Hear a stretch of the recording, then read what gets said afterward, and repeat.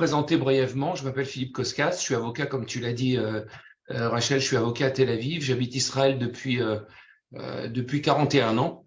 Notre cabinet existe depuis 35 ans. On fait essentiellement, donc, comme tu m'as présenté, essentiellement on fait du droit commercial et du droit de l'immobilier. Et quand je dis droit immobilier, c'est essentiellement également, on représente des programmes de promotion immobilier, des promoteurs.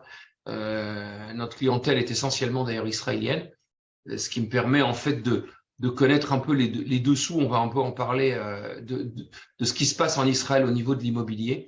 Comme on parle de tendance, donc je vais essayer de parler. Je vais pas dépasser mon quart d'heure. Je pense que ce sera pas plus. Je vais essayer de tenir mes temps. Il faut voir, tout le monde le sait déjà.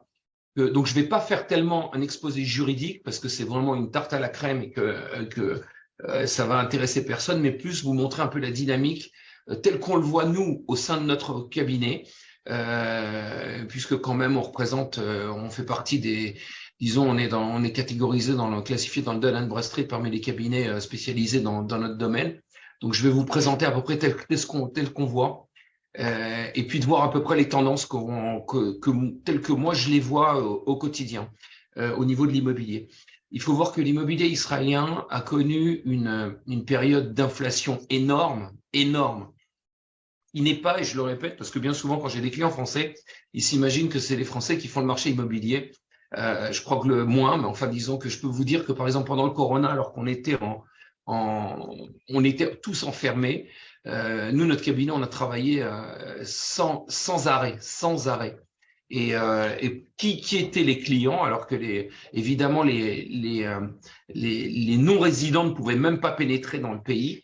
Et ben, les clients principaux étaient des Israéliens qui avaient décidé, je crois qu'il y a eu d'ailleurs à peu près la même tendance à Paris, qui avaient décidé d'améliorer leurs conditions d'habitation. Et même pendant les confinements, on signait des ventes. Donc, pour vous montrer que à la fin de la crise du Covid, l'immobilier israélien l'année dernière a pris plus de 20%, ce qui est énorme. Je ne vais pas rentrer dans les raisons, bien que je vais quand même en évoquer une ou deux et je vais vous expliquer pourquoi, parce que les mêmes raisons qui ont fait que l'immobilier a monté la dernière année, je ne suis pas sûr que notre gouvernement les a résolues. Surtout que même si on est en période maintenant de chute ou de ralentissement du marché, et on risque de les retrouver, les mêmes raisons, on risque de les même retrouver, même augmenter dans 2 ou 3 ans à la sortie de cette crise. Donc, ce qui est important, c'est de savoir que le marché a gonflé. Gonflé, c'est-à-dire quand je vous parle du marché immobilier, tout confondu, que ce soit commercial, que ce soit bureau et que ce soit évidemment habitation. Et donc, c'est un peu comme un gâteau qui a gonflé. Tout a pris. Tout a pris, les surfaces, même les surfaces de bureaux. Nous-mêmes, enfin bon, peu importe, quand on a acheté notre propre bureau il y a 4 ans, je pensais qu'on faisait la plus grande des erreurs, dans le sens où ici à Tel Aviv, il faut voir qu'on est vraiment au centre de la cité de Tel Aviv. Il y a plus de, je sais pas moi, il y a plus une trentaine de tours qui se construisent. Chaque tour, c'est à peu près 50 000 mètres carrés. J'étais persuadé que le marché tel-avivien ne pouvait pas absorber ce nombre de mètres carrés. Eh ben, j'ai fait une erreur, dans le sens où une des problématiques qui se trouvent maintenant dans le marché, c'est le high-tech israélien. Le high-tech israélien a été, à mon avis, un des gros moteurs de cette flambée des prix. Quand je vous dis le high-tech, pour vous donner à peu près une image, c'est à peu près 20% de l'économie israélienne. Donc, ce qui est énorme, c'est 8% des employés israéliens qui sont rétribués, j'allais dire, au plus haut. Donc, si vous voulez, le fait que dans une des premières raisons de cette crise, c'est évidemment la crise du high-tech. À partir du moment où les sociétés de high-tech israéliennes sont rentrées dans une période de mouvementée, telle qu'on la connaît maintenant. Alors évidemment, il y a moins d'argent à dépenser, il y a moins de surface à acheter. Les employés eux-mêmes, les exits sont beaucoup moins forts, tels qu'on l'a connu dans l'année dernière. Et donc, si vous voulez, moi, à mon avis, c'est une des raisons, importantes qui font que le marché immobilier a déjà pris son premier coup, c'est-à-dire qu'à partir du moment où le high-tech est ralenti, alors à ce moment-là, l'économie israélienne c'est ralenti. Il faut voir que, pour vous donner un exemple, je ne sais pas d'où vous êtes, mais que le PIB israélien a dépassé le PIB français déjà depuis plusieurs années. On arrive au PIB allemand, et tout ça, c'est grâce à la haute technologie israélienne qui pousse l'économie en avant. Donc ça, si vous voulez, ça c'est un des critères. Donc première raison de cette crise, c'est le ralentissement de la haute technologie israélienne. La deuxième raison, et ça tout le monde la connaît, c'est évidemment la hausse des taux d'intérêt. Je peux vous donner un exemple. Le taux directeur, il y a un an seulement, le taux directeur de la Banque d'Israël était, ce qui est important, parce que je suppose que Laurent parlera plus tard, comment on prend les prêts immobiliers, parce que les prêts immobiliers sont évidemment une des composantes du taux d'intérêt, c'est le taux directeur de la Banque d'Israël. C'est un petit peu comme un oignon, il y a 3 couches. Donc, si vous voulez, le taux directeur de l'année dernière était de 1,5%. Il est maintenant, aujourd'hui, à 4,5%. Et c'est pas fini. C'est pas fini. On attend le 20 mai.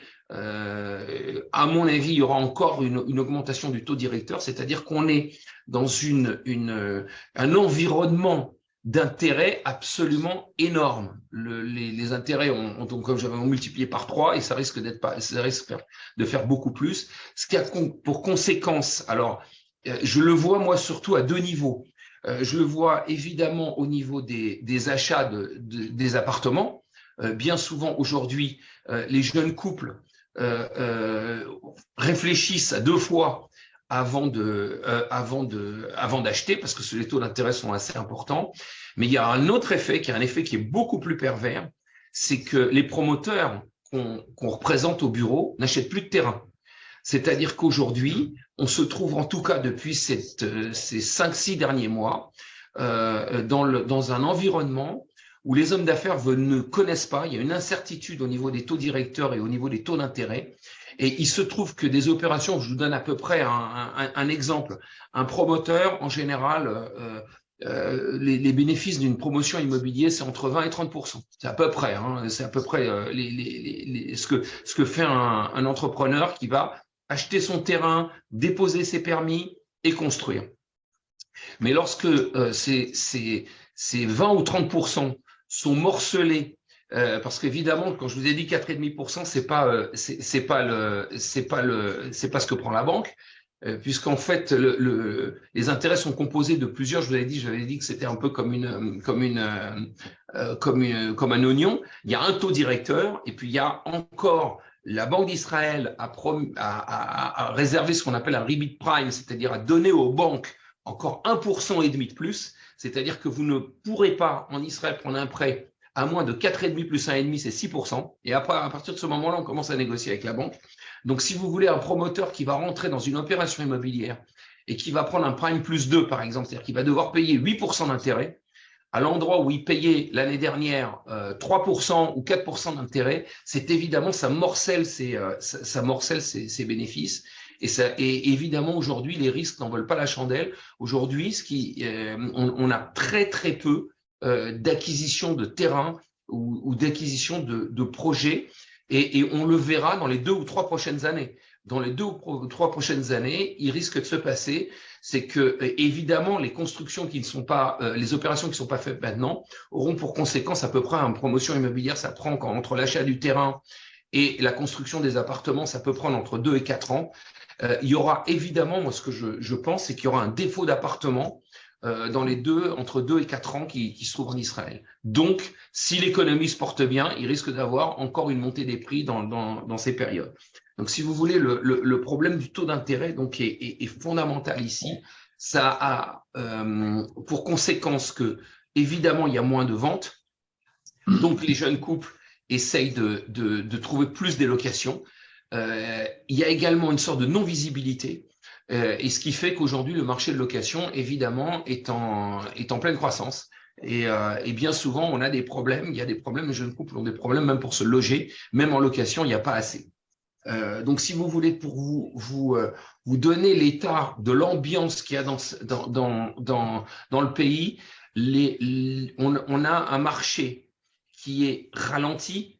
Je vous donne juste un petit exemple. Hein. L'État, et ça j'aime bien voir les données au macro. En mars 2022, l'État, ça c'est les chiffres qui ont été publiés hier, l'État a gagné de ce qu'on appelle de tout ce qui est de l'activité immobilière, c'est-à-dire des paiements des taxes immobilières. Acquisition plus impôt sur les plus-values, a gagné une somme de 2,2 milliards de shekels. Au mois de mars dernier, il a gagné 1,5 milliard de shekels. C'est-à-dire qu'en gros, le marché est ralenti à peu près à 40%. Il s'est ralenti à 40%.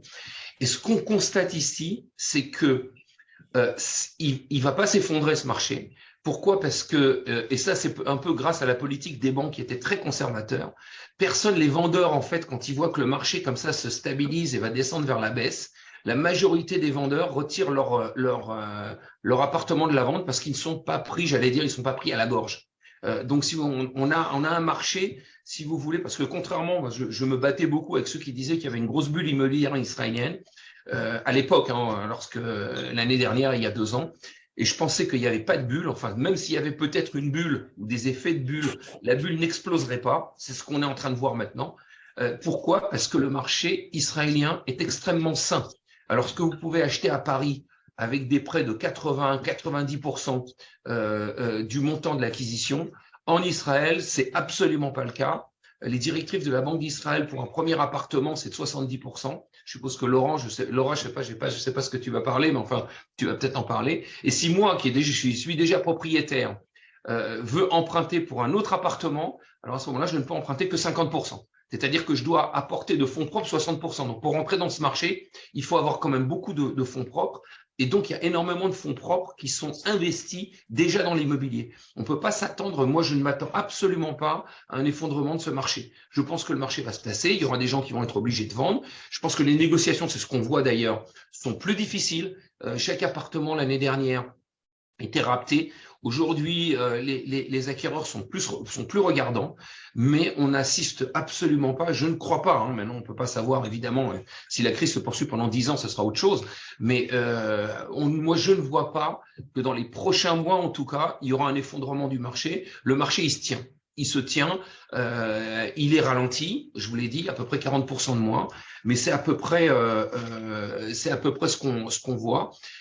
Il peut se passer qu'au niveau macro, il y ait des sociétés de construction qui ont fait des opérations immobilières l'année dernière, alors qu'ils croyaient que l'immobilier allait continuer à monter, ils arrivent dans une ambiance d'intérêt qui est beaucoup, beaucoup plus importante. Alors à ce moment-là, puisse avoir des difficultés financières, ça je pense que ça peut arriver. Mais dans la totalité du marché, le marché immobilier en Israël reste sain. Au ralenti, mais ça. Voilà, je pense que j'ai tenu mon quart d'heure. J'invite, comme c'est un sujet qui est extrêmement vaste, hein, on peut en parler pendant des heures. Je crois que je suis très ouvert à vos questions. Je suppose que Laura, tu vas parler maintenant. Alors, comme on n'a pas vu, moi je sais qu'en tout cas dans notre bureau, ces 2 ou 3 dernières années, on a vu assez peu de clients étrangers qui venaient parce que l'euro était trop bas et le marché était trop haut. Je pense qu'aujourd'hui, on rentre dans un environnement, j'allais dire, qui est un peu plus acceptable, en tout cas pour les investisseurs européens. Alors qu'il y a 6 mois, les plus gros programmes de Tel Aviv étaient, quand moi je parlais à nos clients qui ont des programmes vraiment de première gamme, hein, sur Tel Aviv, ils n'envisageaient même pas des clients français, ils envisageaient éventuellement, enfin, la première clientèle qu'ils avaient, c'était des Israéliens de la haute technologie, le deuxième, c'était des Américains. Donc, ils ne voyaient pas. Je pense qu'aujourd'hui, ça frétille un peu plus vers l'Europe. On s'aperçoit qu'il y a de plus en plus de clients qui s'intéressent à acquérir parce que c'est devenu un peu plus abordable. Quand l'euro s'est réévalué de 10 ou 12% par rapport à ce qu'il était l'année dernière, alors évidemment, les prix de l'immobilier ont descendu de 10 ou 12%. Donc, je crois qu'on peut s'attendre on sent un frétillement, en tout cas ces 2 derniers mois, sur une clientèle étrangère. Voilà, moi, je suis à votre disposition. En tout cas, Laura, je te laisse la parole. Je voulais pas être trop long parce que je vous dis le sujet il est trop large. Donc juste Mon but, c'était juste vous inciter à poser des questions par la suite. Laura, est-ce que tu as besoin de mettre une présentation à l'écran? Non. Ok. Alors, avant que je te cède la parole, je voulais juste donc présenter Rosie Hazard qui entre-temps nous a rejoint de la Banque Discount. Donc, elle est là aussi donc avec nous. Certains d'entre vous la connaissent déjà parce qu'elle est très connue. Et voilà, donc si vous avez des questions aussi pour elle, donc elle appartient à la Banque Discount, elle est là aussi pour répondre à vos questions. Laura, je te laisse la parole. Oui, Yael est là aussi en ligne? Oui, elle est là. Elle a coupé sa vidéo, mais elle est là. Mais Rosie, entre-temps, Ok. nous a rejoint. C'est pour ça que je l'ai présentée. Alors, en fait, avant de rentrer dans le vif du sujet par rapport au crédit immobilier, je voulais vous présenter un petit peu le grand département dans lequel nous travaillons, Rosie, Yael et moi. Donc, en fait, c'est un département qui s'occupe surtout des clients qui sont étrangers ou Olim Khadashim dans leurs premières années. Donc, en fait, on a 3 centres. On a un premier centre à Azrieli, qui est de banque privée. Un deuxième centre qui est à Tel Aviv sur Ben Yehuda. Et un troisième centre qui est à Natania, au premier étage. Ceux qui connaissent l'agence de discount, c'est au premier étage à Natania. Donc, en fait, dans chacun de ces centres-là, on a des banquiers, des conseillers financiers et conseillers en prêt immobilier qui parlent différentes langues. Donc, francophones, c'est surtout ce qui nous intéresse aujourd'hui. On a surtout des francophones dans chacun de ces centres-là. Donc, voilà, si vous avez n'importe quelle question concernant le domaine bancaire, on se fera un plaisir de vous répondre. Et vous avez surtout la personne qui est le contact au Pitoir Risky du développement marketing, c'est Rosie Hazard qui est là avec nous aujourd'hui. Et Yael, qui est aussi là, est la responsable de l'équipe francophone à Azrieli. Donc voilà, si vous avez des questions, n'hésitez pas. Donc en fait, pour le vif du sujet un petit peu, donc aujourd'hui, je vais vous parler plus des crédits immobiliers. 2-3 petites notions dont on va reprendre par rapport au taux de financement. Donc, Philippe a commencé un petit peu à en parler. On commence avec les Israéliens. Quelqu'un qui a un numéro de Théouda Zéout israélienne, qui achète sa première acquisition en Israël, son seul bien, il aura le droit de demander jusqu'à 75% de financement. Le taux de financement, en fait, on le vérifie par rapport à 2 éléments. Premier élément par rapport au contrat d'acquisition et deuxième élément, quand ce sera un bien de seconde main, on vous demandera aussi de faire une expertise du bien. Donc, par exemple, si vous avez le droit jusqu'à 75% de financement, ce sera la valeur la plus faible entre le contrat d'acquisition et l'expertise. Donc, ce qu'on recommande souvent, les gens qui sont un petit peu limites par rapport à l'apport personnel qu'ils auront, c'est important aussi de faire attention à la valorisation du bien sur le marché par rapport à l'estimation qu'on aura par la suite. Donc là, c'est pour la première acquisition d'un Israélien. Un Israélien qui a déjà un premier appartement, qui s'engage à vendre ce premier appartement sous 1 an et demi et qui achète un second appartement, pour cet appartement-là, il pourra demander jusqu'à 70% de financement. Et le troisième cas, c'est dans le cas d'une acquisition d'un appartement d'investissement, c'est-à-dire qu'il a au moins déjà un premier bien qu'il ne veut pas vendre, qu'il compte garder. Pour le deuxième bien et au-delà, il pourra demander que jusqu'à 50% de financement. Une dernière précision par rapport à l'expertise. L'expertise, on vous la demande dans le cas où c'est un appartement que vous achetez de seconde main. Dans le cas où vous achetez un appartement d'un promoteur immobilier qui a des garanties bancaires, dont vous avez des garanties bancaires dans ce projet-là, on se basera seulement sur le contrat d'acquisition, on n'aura pas besoin de demander une expertise. Ensuite, pour les étrangers, peu importe à partir du premier bien, ce sera considéré un bien à l'investissement, donc ce sera jusqu'à 50% de financement et pas au-delà. Avant, il y avait la possibilité d'hypothéquer un second bien pour pouvoir compléter l'apport personnel, mais ça fait déjà presque 2 ans que la Banque centrale israélienne ne permet plus ce type de complément de financement. Ça, c'était par rapport au taux de financement. Maintenant, je vais vous expliquer un petit peu par rapport à la procédure pour l'obtention d'un crédit. Donc, en fait, quand vous allez déposer une demande de crédit, la première chose qu'on va vérifier, en fait, c'est votre capacité de remboursement.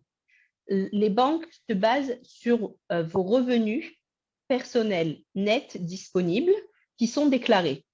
Donc, c'est-à-dire qu'en fait, elle va prendre surtout tout ce qui est salaire, si vous avez des revenus fonciers.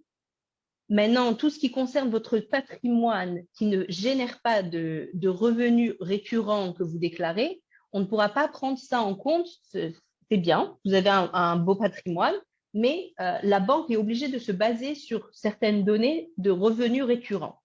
Donc, vraiment, c'est très important. Vous pouvez montrer ce soit des salaires. Si c'est un indépendant, on demandera aussi des documents concernant ses revenus. Des gérants de société, on pourra prendre aussi ces revenus-là.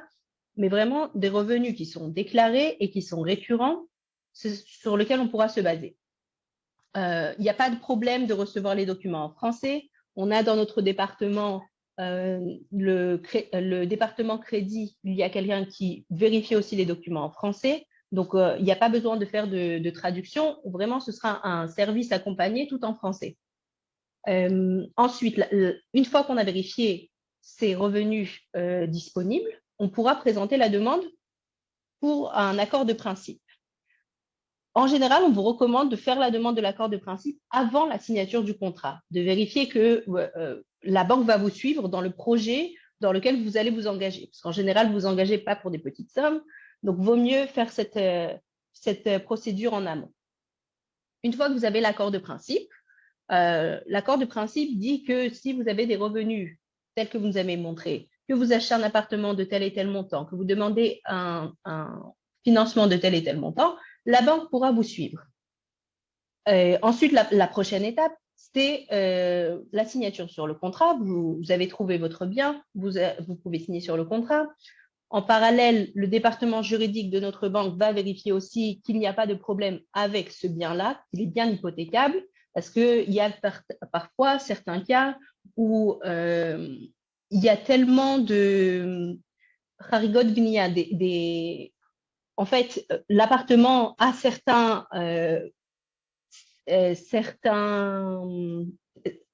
on va dire ça, défauts de construction. Défauts de construction, merci beaucoup. Il y a certains appartements qui ont tellement de gros défauts de construction que la banque ne peut pas forcément hypothéquer ce bien-là, parce que ça coûterait trop cher de remettre tout en état selon les permis qui ont été donnés pour cet appartement-là. Donc, votre avocat aussi, en général, essaye de faire cette petite vérification que tout est bien inscrit comme il faut au tableau, que tout est bien inscrit dans les registres. Donc, ça aussi, c'est important de vérifier le bien dans le cas où vous achetez un bien de seconde main. Ensuite, une fois que le département juridique est passé, on vous prépare tous les documents, vous faites en parallèle l'expertise qu'on vous a demandé pour vérifier la valorisation du bien. Une autre chose qui est très importante, quand vous prenez un crédit en Israël, il y a aussi des assurances à prendre. Donc, vous devez prendre une assurance habitation sur le bien, qui sera aussi hypothéquée pour la banque pour laquelle vous prenez le crédit. En fait, le bien est la garantie de la banque dans ce cas-là. Et la deuxième chose, vous devez aussi prendre une assurance vie. En hébreu, ça s'appelle assurance vie. En français, c'est plus assurance décès ou assurance crédit, comme vous le connaissez. Donc, en fait, chacun des emprunteurs devra prendre une assurance vie sur le montant du crédit pour chacun d'eux. Donc, ça aussi, c'est important de vérifier que tout est OK pour pouvoir prendre ces deux crédits-là, ces deux assurances-là. Et ensuite, après avoir complété toutes les inscriptions et tout ce qu'il faut, on pourra libérer les fonds. Donc, voilà, en général, la procédure prend minimum 1 mois. OK, ça, c'est dans le meilleur des cas. Donc, vraiment, ce qu'on conseille, c'est au moins 2-3 mois avant de commencer à commencer la procédure auprès des banques. Parce que des fois, ça peut prendre un peu de temps. Les premières vérifications sur vos revenus, surtout si vous avez des revenus de l'étranger, ça prend un peu plus de temps. Donc, vraiment, essayez de commencer de faire cette procédure en amont. Donc, ça, c'est par rapport à la procédure. Maintenant, une autre chose, il faut comprendre aussi, en Israël, les types de taux et les types de parcours que vous pouvez prendre pour votre crédit sont différents de ce que vous connaissez en France. En Israël, il y a plusieurs types de crédits. Vous avez les taux variables, les taux fixes, semi-variables indexé à l'inflation, non indexé à l'inflation. La Banque centrale israélienne a une seule directive par rapport à la composition de votre crédit. Vous êtes obligé de prendre minimum un tiers de votre crédit en taux fixe sur toute la période. C'est-à-dire que, à part ce tiers-là, dans les 2 tiers restants, vous pouvez prendre soit du taux variable, soit vous pouvez aussi prendre plus qu'un tiers. Mais elle vous oblige minimum à prendre un tiers en taux fixe. C'est-à-dire que vous ne pouvez pas prendre, par exemple, 100% en taux variable. Chaque parcours a des avantages et des inconvénients. Donc, je vais essayer de faire ça un petit peu rapide, mais juste pour vous donner un petit… vous passez un petit peu sur tous les parcours. On va essayer de faire ça rapidement. Donc, le taux fixe, c'est ce que vous connaissez de France. Le taux fixe non indexé, c'est-à-dire que si, par exemple, on vous dit votre taux d'intérêt est de 5%, la mensualité est 5 000 shekels. Du premier jour au dernier jour, ce sera toujours 5 000 shekels, peu importe ce qui se passera sur le marché et peu importe l'inflation qu'il y aura dans le marché. Ça, c'est vraiment ce qui est le plus similaire de ce qu'il existe en France. Ce parcours-là a des avantages et des inconvénients. Le premier, surtout l'avantage, c'est de pouvoir dormir tranquille puisqu'il n'y aura pas de surprise au cours de la période. Donc, ce sera toujours ces 5 000 shekels, peu importe ce qui se passera. C'est sûr que c'est un petit peu plus cher que le taux variable, mais en tous les cas, vous pouvez dormir tranquillement, vous savez. Maintenant, un autre inconvénient, en cas de remboursement anticipé. En Israël, ce n'est pas comme en France. En Israël, en cas de remboursement anticipé, ce n'est pas négociable, on ne peut pas le prévoir à l'avance. C'est en fait un calcul qu'on devra faire le jour du remboursement anticipé. Grosso modo, je vous explique le principe, mais bon, après, si vous voulez rentrer plus dans les détails, on pourra le faire par la suite. Aujourd'hui, si par exemple vous recevez le taux de votre crédit est de 5%, que les taux d'intérêt ont augmenté sur le marché le jour du remboursement anticipé, à ce moment-là, il n'y aura pas de pénalité. La pénalité est seulement dans le cas où les taux d'intérêt du marché, le jour du remboursement anticipé, ont diminué par rapport à votre taux que vous avez reçu à la base de crédit.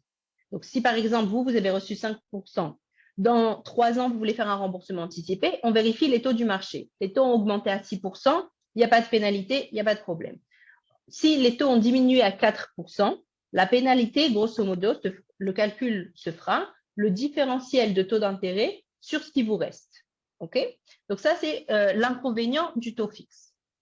Le deuxième parcours que nous avons, c'est selon le prime. Donc en fait, le prime a aujourd'hui, comme Philippe l'a dit tout à l'heure, il est monté déjà à 6%.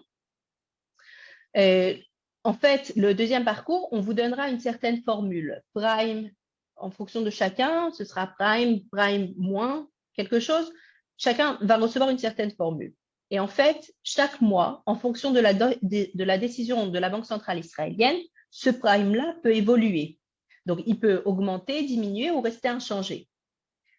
Et chaque mois, le taux que vous avez donc sur ce parcours-là, selon le prime, peut être réactualisé selon la décision de la Banque centrale israélienne, vers le haut ou vers le bas, à votre avantage ou à inconvénient. Ça, c'est le deuxième parcours. L'avantage de ce parcours, c'est que vous pouvez faire des remboursements anticipés à tout moment sans pénalité. Vous donnez 10 jours de préavis et il n'y aura pas de pénalité dans ce cas-là. Donc ça, c'est aussi, par exemple, si vous envisagez des remboursements anticipés, alors peut-être ce serait judicieux de prendre une partie dans ce parcours-là. Et un troisième parcours, donc, excusez-moi, une dernière chose, sur le prime aussi n'est pas indexé à l'inflation. Le troisième parcours, c'est en général ce qu'on appelle le 5+5. Le 5+5, c'est, on va dire que c'est un mixte entre les deux. On va vous fixer le taux d'intérêt que vous allez recevoir pour les 5 prochaines années. Il sera donc fixe pour 5 ans. Ensuite, dans 5 ans, on réactualisera le taux qui sera dans la formule que vous avez de base. Et en fait, on vous refixera encore une nouvelle fois ce taux-là pour 5 ans. Et comme ça, tous les 5 ans. Donc, en fait, ça revient à vous donner des portes de sortie tous les 5 ans sans pénalité. Et ensuite, entre les 5 ans, c'est le même principe que le taux fixe, sauf qu'en cas de pénalité, on le calcule que jusqu'à la prochaine porte de sortie et pas jusqu'à la fin du parcours. Donc, en fait, c'est un petit peu essayer de faire un mix entre les deux. D'abord, une certaine sérénité pendant 5 ans par rapport au taux d'intérêt et ensuite, il le réactualise. Ce parcours-là, il peut être indexé à l'inflation ou non indexé à l'inflation. Si c'est indexé à l'inflation, ça veut dire qu'en fait, les taux d'intérêt que vous allez recevoir seront un peu plus faibles, mais qu'il faudra prendre en compte l'inflation qui va s'accumuler au fur et à mesure sur le capital que vous devrez rembourser.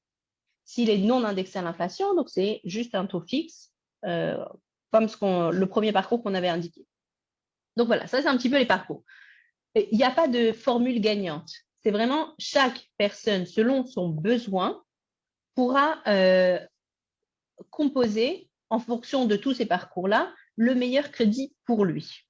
Chacun a des besoins différents. Donc, si votre ami a pris du 100% en taux fixe, ça ne veut pas forcément dire que vous, ce soit la bonne solution de prendre un 100% en taux fixe. Donc après, il faudra, avec votre conseiller, s'asseoir et essayer de voir quelle est la meilleure formule en fonction de vos besoins et en fonction de si vous avez de l'argent qui va se libérer dans un certain moment, ou des choses comme ça. Donc voilà, j'ai essayé de passer un petit peu sur tous les parcours. Une dernière chose par rapport à l'âge et la longueur du crédit. Les crédits, en général, vous pouvez les prendre jusqu'à 30 ans. Maintenant, ça dépend aussi en fonction de l'âge de l'emprunteur. Normalement, il faudrait finir le crédit jusqu'à l'âge de 74 ans quand c'est votre premier bien. Quand c'est un bien, l'investissement, ils permettent jusqu'à 80 même. OK? Maintenant, il faut juste prendre en compte que, comme je vous ai dit tout à l'heure, on demande une assurance vie. C'est-à-dire que plus vous avancez dans l'âge et plus l'assurance vie aussi vous coûtera plus. Donc, il faut essayer de voir un juste milieu entre tout ça. J'espère que je suis passée un petit peu sur tous les points. Voilà, entre-temps, il y a des questions qui sont arrivées. Alors, il y a d'abord Eric qui demande quel est le taux fixe actuel en Israël? Alors, c'est un peu plus compliqué que ça. Il n'y a pas de taux fixe. Il y a plusieurs paramètres qui peuvent influencer sur les taux d'intérêt que vous allez recevoir. Premièrement, il y a le taux de financement que vous allez demander. Il existe des paliers en Israël pour lesquels on peut améliorer le taux d'intérêt. Ça veut dire, si vous demandez jusqu'à 45% de financement, les banques, elles pourront vous donner le meilleur taux jusqu'à 45% de financement.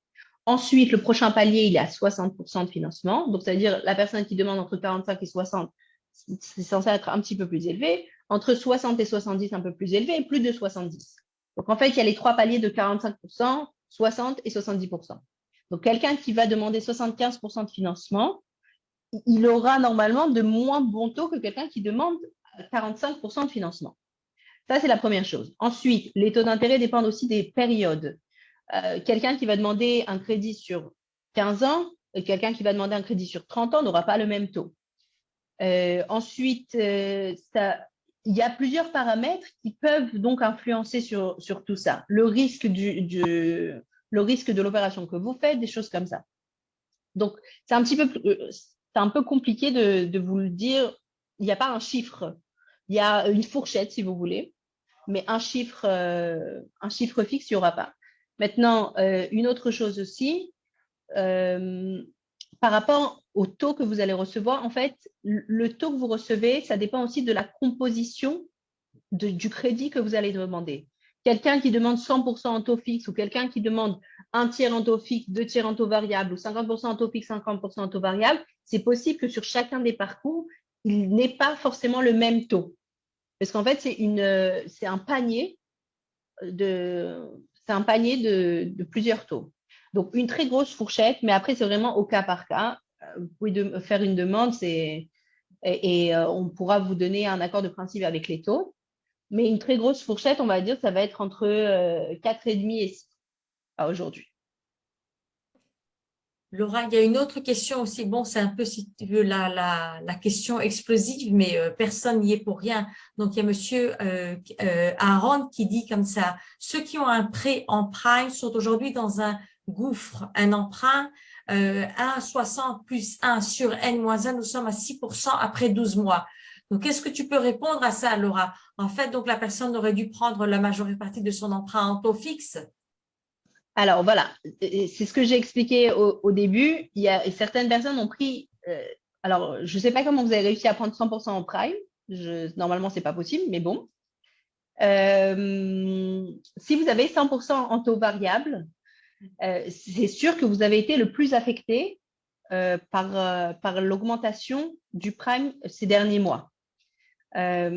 Maintenant, il y a plusieurs possibilités. Chaque banque propose certaines solutions qui sont pour un petit peu alléger les clients. Par exemple, qui propose de rallonger la période du prime. Si par exemple, vous l'aviez pris sur 30 ans et que maintenant déjà 5 ans sont passés, il vous propose, sans procédure bien compliquée, de reprolonger sur 30 ans, de relisser votre crédit sur 30 ans pour que vos mensualités baissent. La banque Discount est sortie pour certains clients, pour premiers acquéreurs, essayer de leur subventionner le différentiel de mensualité qu'il y a eu depuis septembre dernier jusqu'à aujourd'hui. Chaque banque essaye de proposer des petites solutions pour essayer d'alléger les clients. Maintenant, si vraiment c'est un problème de fond sur du long terme, alors peut-être il faudrait essayer de voir pour refinancer votre crédit, monsieur. Et à ce moment-là, oui. Ouais, je voudrais juste intervenir sur ce problème du prime. Le prime, il faut bien savoir, c'est-à-dire ça fait déjà, les gens qui ont pris du prime ces 15 dernières années ont gagné un argent fou parce que le prime était extrêmement bas. Alors, il faut voir que c'est vrai, Laura, tu as tout à fait raison de ce que tu dis. Les gouverneurs de Banque d'Israël successifs ont attiré l'attention à tout le monde de ne pas prendre, et c'est pour ça d'ailleurs qu'ils ont limité, on ne peut pas prendre à 100% en prime, parce que c'est un critère d'indexation qui est extrêmement dangereux.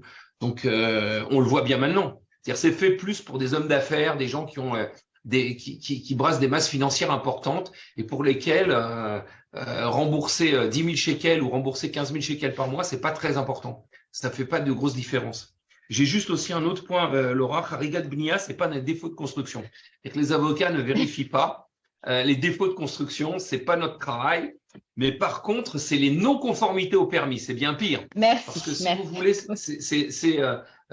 vous connaissez bien Jérusalem ou Tel Aviv ou peu importe, des gens qui ont fermé des balcons, des gens qui se sont… voilà, c'est ça en fait qu'on vérifie. Et ça, c'est en effet l'obligation de l'avocat. On ne fait pas une vente sans vérifier si le permis originel est bien conforme à l'appartement que vous achetez. Parce que si vous achetez un appartement que vous croyez avoir 150 mètres carrés et que le permis octroyé, il est de 100 mètres carrés, et ben en fait, vous achetez par rapport à la banque et même par rapport au droit 100 mètres carrés et pas 150. Donc ça, c'est un truc très important. Donc c'est vrai que c'est un des critères. Il ne faut pas se fier, j'allais dire, à ce que vous voyez. Il faut se fier à ce qu'on vérifie. Il y a une question qui est arrivée de Eric qui demande si on peut contracter un prêt en France pour un bien immobilier en Israël. Eric, vous pouvez clarifier donc la question. La question en face, c'est de contracter un prêt auprès d'une banque française, c'est ça? Exactement. No offense à Laura, mais c'est tellement compliqué les prêts en Israël. C'est-à-dire c'est à la tête du client. C'est aussi un peu ci, un peu ça, un peu ça. Donc on ne sait pas. Tandis qu'en France, bon, c'est très clair. C'est des taux qui sont beaucoup plus intéressants actuellement sur le marché. La question, c'est vraisemblablement à l'avocat. Est-ce que l'on peut prendre un prêt en France ou acheter un bien immobilier en Israël? Alors, la réponse, Eric, en France, Eric, la réponse, ça dépend comment vous voyez votre question. Est-ce qu'une banque française peut se baser sur votre acquisition immobilière israélienne pour prendre une hypothèque en Israël? La réponse, elle est non. Il n'y a aucune banque qui le fait. Il y a la BNP qui voulait le faire il y a une quinzaine d'années. Ils ont fermé cette activité, donc il n'y a plus personne qui le fait. Par contre, si vous avez un bien en France ou alors que vous avez de bonnes relations avec votre banquier, il est possible de prendre un prêt en France sur la base de votre actif en France. Mais j'attire votre attention sur un fait. Parce que je vais vous dire, les plus grandes catastrophes qu'on a failli éviter, c'est sur des cas comme ça. Parce que quand vous croyez que les Français sont tout à fait clairs, c'est pas tout à fait vrai. Les banques donnent ils vont dire il n'y a pas de problème. On a failli avoir une catastrophe comme ça le mois dernier. Hein. Il n'y a pas de problème, on vous libère l'argent dans les 60 jours, il n'y a pas de souci. Alors on fait parce que alors ils vont vous donner un prêt, donc ils vont sûrement hypothéquer un bien, un de vos biens français, ou alors une de vos activités, ils vont en tirer une de vos activités françaises.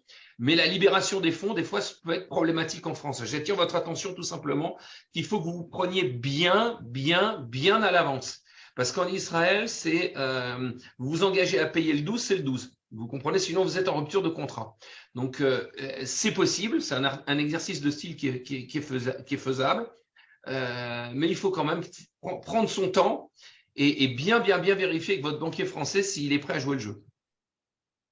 Alors, il y a une autre question qui est arrivée, à mon avis, elle te concerne, Laura. Donc, c'est Alain qui demande comment procéder si l'on a un bien déjà financé en Israël, mais pas 50% du montant de la nouvelle acquisition, mais des revenus réguliers et conséquents venant de France.